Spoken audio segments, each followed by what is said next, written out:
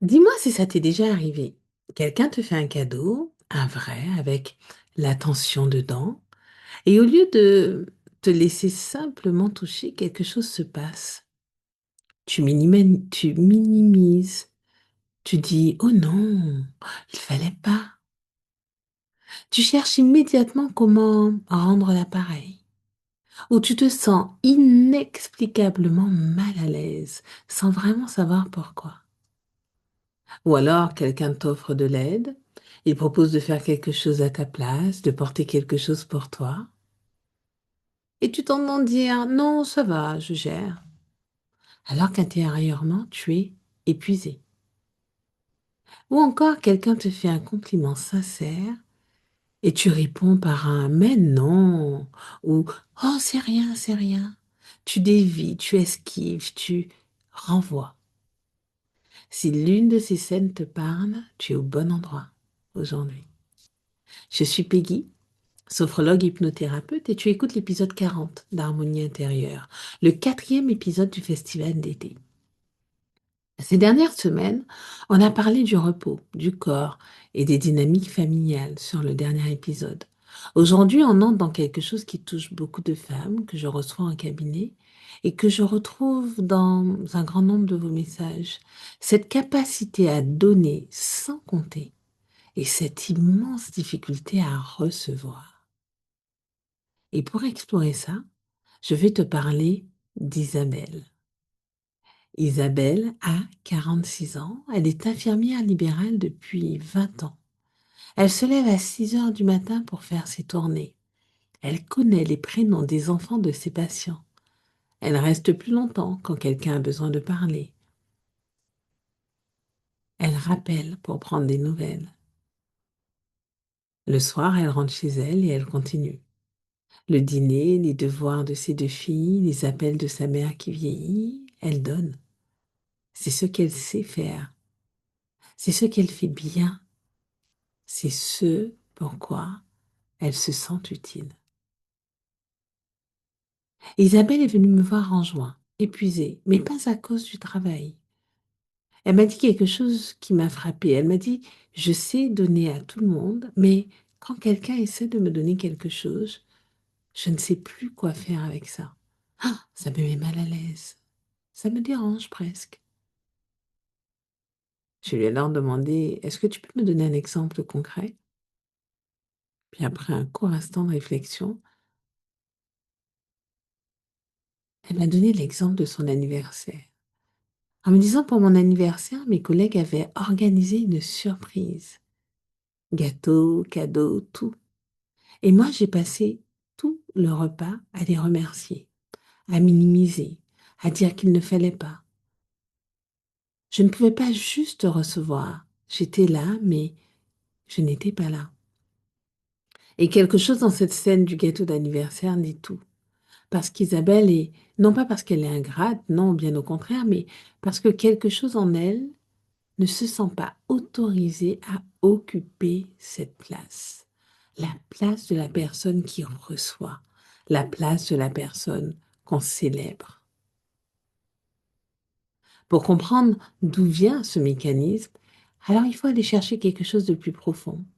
Et c'est là que le travail de Lise Bourbeau m'apporte beaucoup de clarté. Lise Bourbeau, que vous connaissez si vous avez suivi la capsule sur les blessures émotionnelles, a identifié 5 blessures fondamentales de l'âme. L'une d'elles s'appelle la blessure d'humiliation. Elle se crée tôt dans l'enfance, dans des contextes où l'enfant a ressenti de la honte autour de ses besoins, de ses désirs ou de ce qu'il est. On lui a dit directement ou indirectement que ses besoins étaient trop grands, que ses envies étaient excessives. Oui, c'est ça, que ses envies étaient excessives, qu'il était égoïste de vouloir quelque chose pour lui. Et pour se protéger donc de cette honte, l'enfant a développé un masque. Bourbeau l'appelle le masque du masochiste. Ce masque dit, je vais m'occuper de tout le monde avant de m'occuper de moi. Je vais me faire tellement utile, ou je vais me rendre tellement utile qu'on n'aura jamais de raison de me critiquer. Je vais donner tellement que je n'aurai jamais à recevoir. Parce que recevoir, c'est exposer ses besoins. Et exposer ses besoins, c'est risquer la honte. Ce n'est pas de la générosité désintéressée, c'est de la protection. Très efficace, très épuisante et qui isole profondément. Parce qu'une relation où l'on donne toujours et l'autre reçoit toujours n'est pas une relation équilibrée. C'est une relation où l'une reste invisible dans ses besoins et à force de rester invisible, on finit par se sentir seul, même entouré. Et c'est exactement ce qu'Isabelle décrivait. Pas le manque de relations, la solitude au cœur des relations, cette impression de donner sans jamais être vu ou vraiment vu. Et la chercheuse américaine Brené Brown apporte quelque chose qui complète parfaitement ce tableau. Brené Brown est professeure et chercheuse à l'université de Houston, oui, à Houston. Elle a passé des années à étudier la vulnérabilité, la honte et ce qu'elle appelle la connexion authentique entre les êtres humains. Et l'une de ses observations les plus frappantes est celle-ci. Recevoir de la gratitude, de l'aide, de l'amour, de l'attention, c'est l'un des actes les plus difficiles pour la plupart des gens. Parce que recevoir demande de se laisser voir, de laisser l'autre constater qu'on a besoin, qu'on est touché, qu'on n'est pas vulnérable. Et pour celles qui ont appris très tôt que leurs besoins étaient une source de honte, ben, se laisser voir dans un besoin, même le besoin d'être célébré un jour d'anniversaire, devient presque insupportable. Mais Brown dit aussi quelque chose d'important sur ce que ça coûte de refuser de recevoir.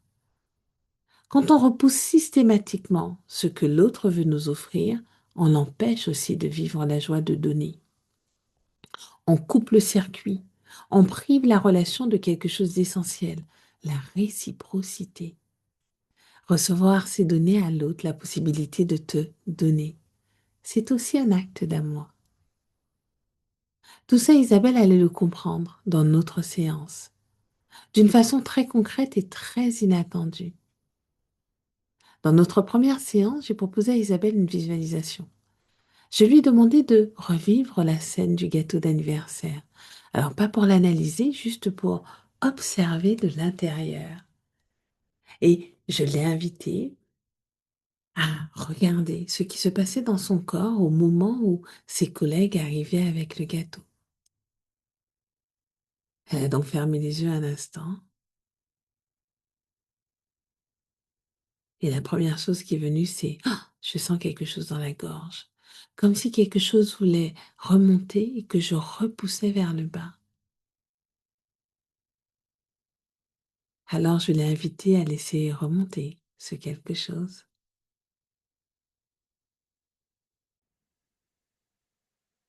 Puis elle a dit, je crois que j'aurais envie de pleurer, mais je ne peux pas pleurer devant mes collègues, ce serait trop. Alors arrive ma question, trop quoi? Elle a réfléchi à un long moment, puis elle a dit, trop de place, ça prendrait trop de place. Voilà, en une phrase, Isabelle avait mis le doigt sur tout. Le problème n'était pas qu'elle était incapable d'émotion.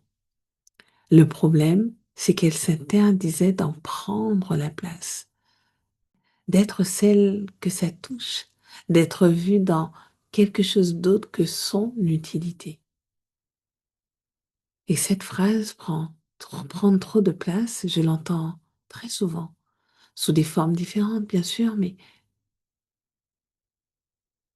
comme je ne voudrais pas être un fardeau, ou encore je ne veux pas déranger.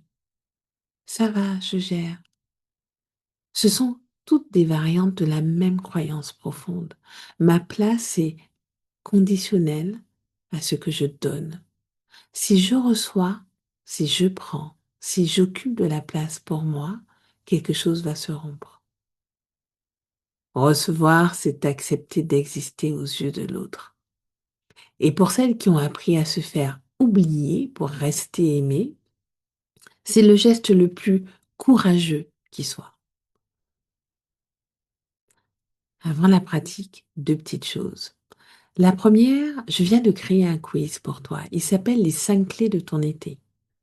En 7 questions légères, tu découvres la clé qui te correspond le plus en ce moment avec un geste concret à mettre en place dès aujourd'hui. Le lien est dans la description de cet épisode.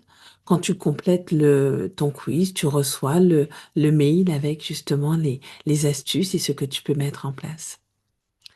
La deuxième, si le sujet d'aujourd'hui te touche en profondeur et que tu veux aller plus loin, la bibliothèque du bien-être est là pour ça. Tu y trouveras les 5 séances sur les blessures émotionnelles, dont celle sur la blessure d'humiliation qu'on vient d'explorer ensemble en partie, mais aussi des collections sur le sommeil, la maternité, l'amour, les chakras, le mindset. Et chaque mois, de nouveaux contenus s'ajoutent. Le lien est dans la description. Et maintenant, on passe à la pratique. Parce que comprendre d'où vient cette difficulté à recevoir, c'est essentiel. Mais le corps a aussi besoin de s'entraîner. Et c'est exactement ce qu'on va faire ensemble. Pour cette pratique, installe-toi confortablement, assise, allongée, en marche lente, les yeux ouverts ou fermés selon ce qui te convient et la position que tu as choisie, bien sûr. Et comme d'habitude, si tu conduis, écoute juste pour l'instant et reviens à cette partie quand tu pourras t'arrêter. Une grande inspiration. Et à l'expiration, ouvre légèrement les mains, paume vers le haut si tu peux. C'est un geste d'ouverture, pas spectaculaire, juste symbolique. Et des symboles parlent au corps.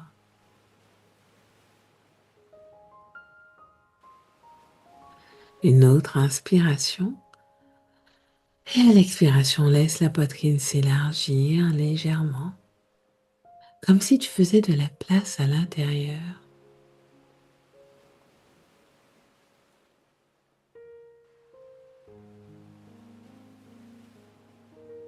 Je vais te proposer quelque chose de simple. Imagine une lumière douce là, devant toi, chaude, bienveillante. Elle ne dit rien. Elle ne crée aucune dette. Elle est juste là pour toi.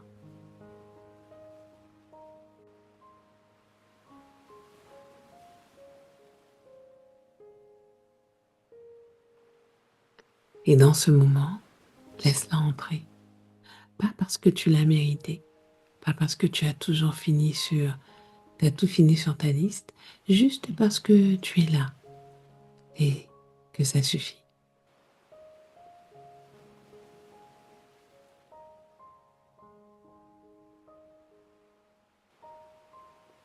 Remarque ce qui se passe dans ton corps. Est-ce qu'il y a une résistance, un réflexe de vouloir repousser? Observe-le sans le combattre.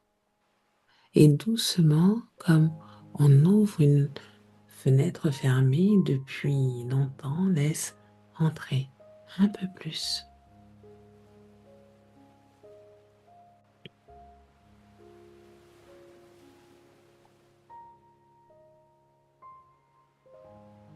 Pose une main sur le sternum et dis-toi intérieurement ces mots. J'ai le droit de recevoir, pas parce que je l'ai mérité, parce que je suis là. Et ça suffit.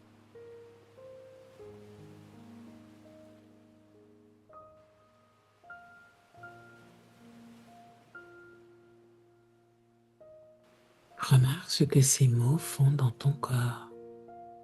Peut-être une résistance, peut-être quelque chose qui se détend. Les deux sont des informations précieuses. Accueille ce qui vient.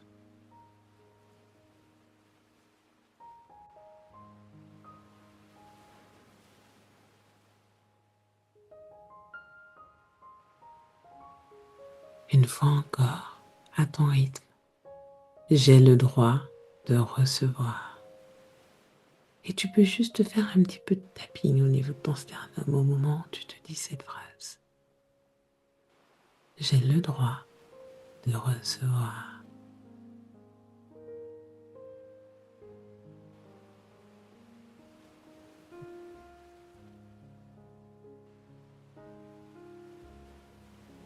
Pour finir, garde en mémoire ce geste des paumes ouvertes vers le haut. C'est ton ancrage. La prochaine fois que quelqu'un te propose quelque chose, de l'aide, un compliment, un cadeau, avant de répondre, fais ce geste intérieurement, juste une seconde, et laisse-toi recevoir. Une grande inspiration. Et à l'expiration, reviens doucement là où tu es. La pratique est terminée. Alors je vais te dire où en est Isabelle. La semaine qui a suivi notre séance, l'une de ses patientes lui a apporté des fleurs, un simple bouquet du jardin pour la remercier. Et pour la première fois depuis très longtemps, Isabelle a juste dit merci, sans minimiser, sans chercher à rendre, juste merci, elles sont belles. Elle m'a envoyé un message le soir même. Elle m'a écrit, j'ai gardé les fleurs sur ma table de nuit. Et j'ai regardé ces fleurs chaque matin, en réalisant que quelqu'un a voulu me donner quelque chose de beau, et j'ai accepté. Alors, c'est tout petit, et c'est immense, parce que recevoir ne s'apprend pas en un jour. Ça commence par un geste, un merci sans mais, une main qui s'ouvre au lieu de se fermer, une seconde où on décide de laisser entrer quelque chose de bon sans le repousser. Vendredi prochain, on entre dans quelque chose de très différent. On accueille une invitée, une femme qui a accepté de venir me raconter son histoire. Enfin, vous la racontez parce que moi, je la connais déjà. Une transformation réelle, profonde, et qui va vous toucher. Je ne, je ne dis rien de plus pour l'instant, mais prépare-toi à être ému. Si cet épisode t'a parlé, dis-moi en commentaire. Est-ce que tu as du mal à recevoir un compliment, de l'aide, un cadeau? Juste un oui, je t'entends.